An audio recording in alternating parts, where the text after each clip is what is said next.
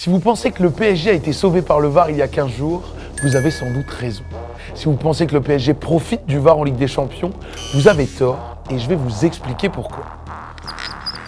Avant toute chose, et parce que je tiens à lire vos commentaires sans avoir les larmes qui montent, mettons-nous d'accord sur les bases. L'IFAB, l'instance qui édicte les lois du jeu, dit que l'assistance vidéo peut aider l'arbitre uniquement en cas d'un incident grave manqué ou d'une erreur manifeste. Ça concerne 4 situations. En cas de but marqué ou non marqué, en cas d'incident dans la surface de réparation, en cas de carton rouge à donner, ou en cas d'erreur sur l'identité du joueur à sanctionner. Pour cette vidéo, je ne me suis donc concentré que sur les décisions arbitrales qui ont été changées à l'aide du VAR lors des matchs du PSG en Ligue des Champions. Si l'arbitre accorde un but, siffle un penalty ou met un rouge et que le VAR valide simplement sa décision, on oublie. C'est qu'il a bien fait son job. Maintenant que tout ça est dit, place aux vérifications. En Ligue des Champions, le VAR est en place sur tous les terrains de la phase de groupe à la finale depuis le 17 septembre 2019.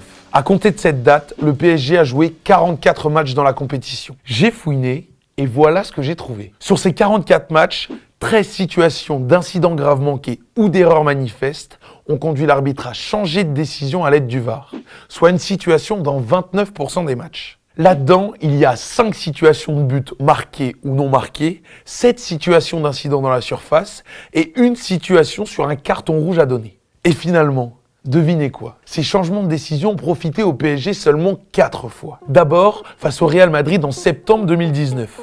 Anthony Taylor accorde puis refuse un but de Bale pour une faute de main à la 36e minute. Les Merengues auraient pu revenir à 2-1 s'il avait été accordé. Face au Barça en mars 2021, l'Anglais marche sur le talon d'Icardi dans la surface à la demi-heure de jeu. Anthony Taylor, encore lui, ne bronche pas puis accorde un penalty transformé par Mbappé après consultation du VAR. Face à Leipzig en novembre 2021, Wijnaldum marque un second but en fin de première mi-temps. Il est d'abord signalé hors-jeu avant qu'Andreas Ekberg ne valide finalement sa réalisation. Et enfin, face à Newcastle il y a 15 jours, je ne vous refais pas le film, vous connaissez l'histoire et la décision finale de Simon Marcignac. Sur toutes les autres situations, soit 9 au total, ce sont les adversaires du PSG qui ont profité du VAR et du changement de décision qui a suivi. Juste 2 exemples récents. Le but de Burn refusé puis accordé lors du 4-1 face à Newcastle et le but de Dembélé accordé puis refusé lors du 3-0 face à Milan. Pas si vénard que ça finalement ces Parisiens. Hormis face à Leipzig en novembre 2021 ou face à Newcastle il y a 15 jours, les interventions du VAR citées n'ont jamais complètement influencé le résultat final des matchs du PSG dans lesquels elles ont eu lieu. Une dernière info. Dans cette campagne 2023-2024 de Ligue des Champions, 38 décisions arbitrales ont été changées suite à l'intervention du VAR. Tout ça en 80 matchs, soit une situation dans 48% des matchs. Espérons que sur la dernière journée, aucune ne concerne le match entre Dortmund et le PSG. Comme ça, pas de débat.